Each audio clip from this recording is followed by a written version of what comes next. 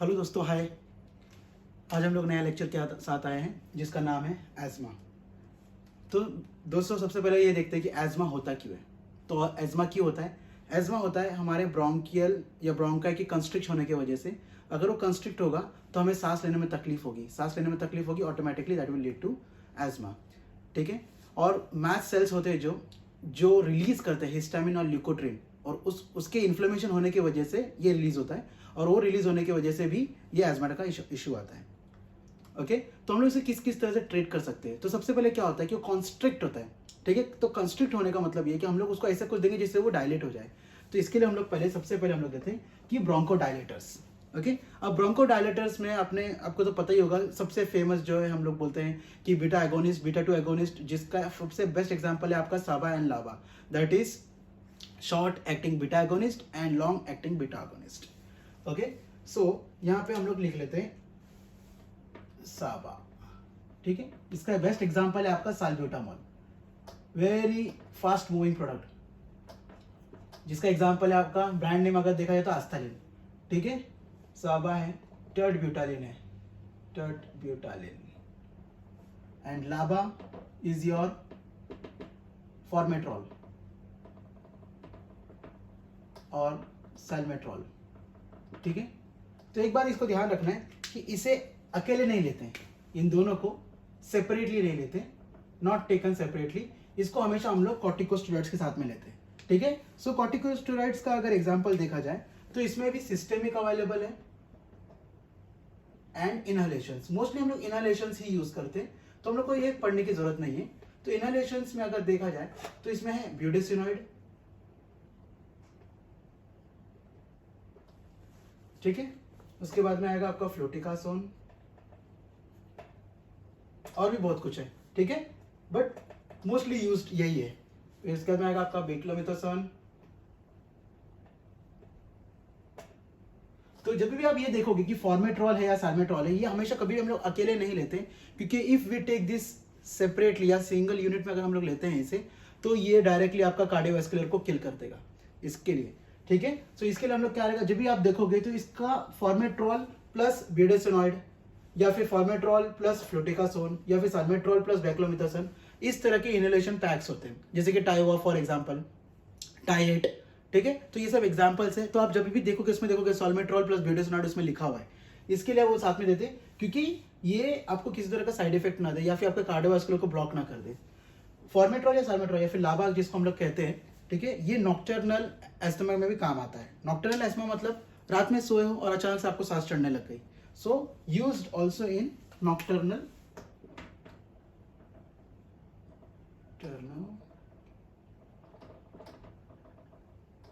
Asthma. Okay. अब मिथाइलजैंथीन या फिर एंटीकोलिनर्जिक, ये देखो, ये क्लास पढ़ने की आपको जरूरत नहीं है, क्लास पढ़ने की जरूरत नहीं, क्योंकि क्लास के हिसाब से कुछ भी नहीं पूछता है, वो डायरेक्टली आपको मेडिसिन पूछते हैं। बट ये सिर्फ इसके लिए दिया हुआ ताकि आपका जो हम लोग ने जो पढ़ा, जैसे कि एंटीकोलिनर्जिक हम लोग ने पहले पढ़ा था, ठीक है, कि इप्राट्रोपियम यूज होता है, ये हम लोगों ने ऑलरेडी पढ़ा हुआ है। सो मोस्टली क्या होता है कि इप्राट्रोपियम हम लोग देते हैं। ठीक है। तो ये नेबुलाइजेशन की तरह से भी लिया जाता है और इसका पम्प में भी अवेलेबल होता है। ठीक है। तो इप्राट्रोपियम हो गया। और फिर भी मिथाइलजैंथीन की अगर बात किया जाए तो इसमें आ जाएगा आपका थियोफाइलिन, ये आपका टैबलेट फॉर्म में अवेलेबल है। डॉक्सोफाइलिन, सबसे फेमस ब्रांड है आपका डेरिफाइलिन रिटार्ड, तो उसमें डॉक्सोफाइलिन ही होता है। फिर then theophylline, this available in theoesthalin. Okay.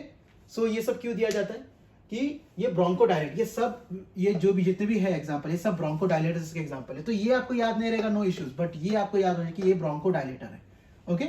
उसके बाद में अगर देखा जाए तो ल्यूकोट्रिन एंटागोनिस्ट की अगर बात करें तो ये आएगा आपका मोंटेलुकास्ट, जिसका सबसे बेस्ट एग्जांपल है आपका अब मोंटेकेल्सी। ठीक है। फिर एक और आएगा आपका ज़फिरलुकास्ट। ओके। तो ल्यूकोट्रिन और मास्ट सेल स्टेबलाइजर्स क्यों चाहिए तो हमने पहले देख लिया, क्योंकि मास्ट सेल्स अगर इन्फ्लेम्ड होंगे तो ये दोनों हिस्टामिन रिलीज करते हैं, ये दोनों मिलके, तो हमको इसको ब्लॉक करना है। ठीक है।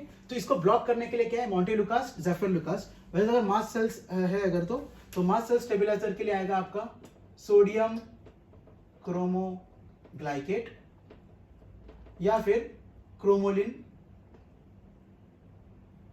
सोडियम। ठीक है, तो ये याद रखिएगा, this is your mast cell stabiliser. ये हम लोग ने पिछले इसमें भी पढ़ा था, तो इसको ध्यान रखिएगा कि मैस्ट सेल स्टेबिलाईजर्स हमें आजमा पे भी काम आ रहा है और दूसरे जो एक और जो चैप्टर पढ़ा था वहां पे भी काम आया है।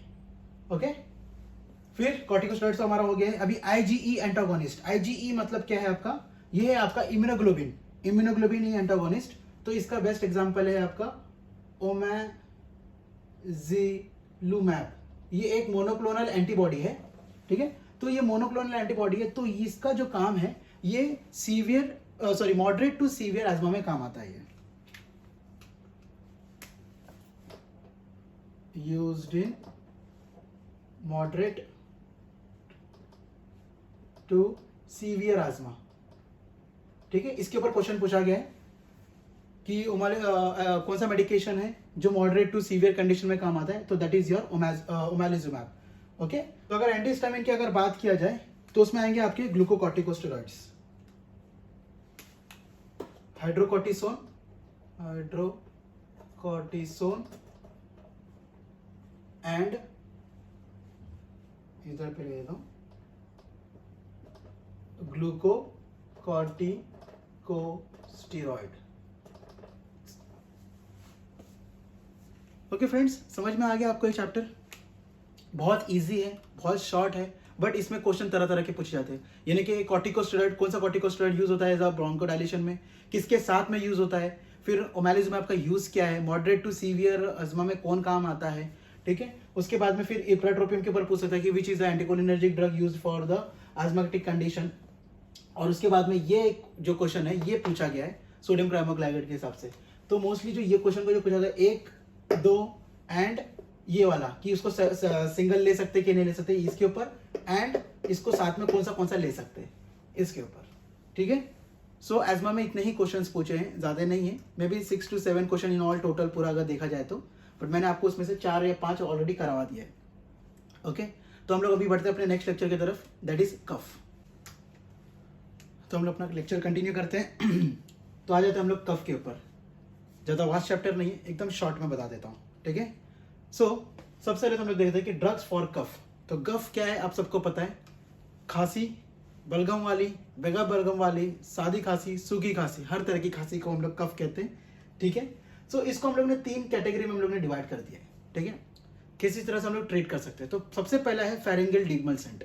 तो फेरिंगल डीमल्सेंट मतलब जो ये हमारे फेरिंग्स एरिया जो है, ठीक है, उसको डीमल्सेंट दिया जाता है, यानी कि हम लोग तरह के लॉजेंजेस, यानी कि आपका सबसे फेवरेट एग्जांपल है आपका स्ट्रेप्सिल्स। ठीक है, सो हम लोग यहाँ पे एग्जांपल में लॉजेंजेस लिख लेते हैं। एग्जांपल में आपका स्ट्रेप्सिल्स, और भी बहुत आते हैं बट स्ट्रेप्सिल्स लिख लेते हैं। अभी एक्सपेक्टोरेंट को हम लोगों ने 2 कैटेगरी में डिवाइड किया है। तो सबसे पहले जो कैटेगरी है उसको हम लोग बोलेंगे एनहांसर्स, कफ एनहांसर्स। और सेकंड कैटेगरी जो रहेगा उसको हम लोग बोलेंगे म्यूकोलाइटिक। अब इसका मतलब क्या होता है, कफ एनहांसर्स मतलब ये आपका कफ बढ़ाएगा, आपको आप और ज्यादा खांसेंगे। ठीक है, आप बहुत ज्यादा खांसेंगे और आपके मुंह के थ्रू आपका कफ बाहर आ जाएगा। तो जिसका एग्जांपल है आपका guaifenesin,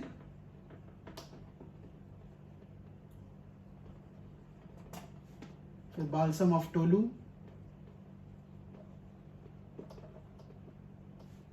then balsam of vasaka. ये दोनों हर्बल है, ये मेडिकेटेड है। ओके, अब म्यूकोलाइटिक का मतलब क्या होता है कि म्यूकोलाइटिक मतलब म्यूकस को ब्रेक करना।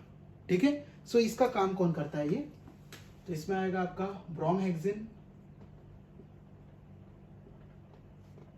दूसरा आएगा आपका एम्ब्रोक्सोल। ठीक है, तो कफ एनहांसर्स एंड म्यूकोलाइटिक। अब एंटीटसिव मतलब ड्राई कफ। ठीक है, सो ड्राई कफ या फिर हम लोग इसको बोल सकते हैं ड्राई कफ सप्रेसेंट एक्चुअली। ठीक है, ड्राई कफ सप्रेसेंट्स। सो एंटीटसिव में 2 टाइप में, ओपियोइड्स एंड नॉन ओपियोइड्स। तो opioids and non opioids. Opioids में आएगा आपका codeine is your best example, जैसे कि कोरेक्स हो गया, प्लानोकफ हो गया। एंड नॉन ओपियोइड्स में आएगा आपका डेक्स्ट्रोमिथोर्फन।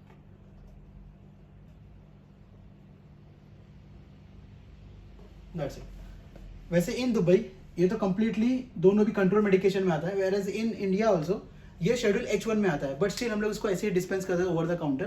बट यहाँ पे दुबई में अगर आप हैं तो ये आपको एक स्पेशल प्रिस्क्रिप्शन होगा, एक सेमी कंट्रोल प्रिस्क्रिप्शन होगा, उसके थ्रू ही आप दे सकते हैं इसे। ओके, सो ये दोनों मेडिकेशन जो है आपके कंट्रोल मेडिकेशन में आएंगे। सो दैट्स इट, इतना ही है कफ में, ज़्यादा कुछ है नहीं। बस आपको इसी तरह से पूछा कि इसमें से एंटी टसिव कौन सा है या म्यूकोलाइटिक कौन सा है, यही पूछेगा आपको, और इससे ज़्यादा कुछ भी नहीं कफ के लिए। Okay, so that's it for now. We are done for our day.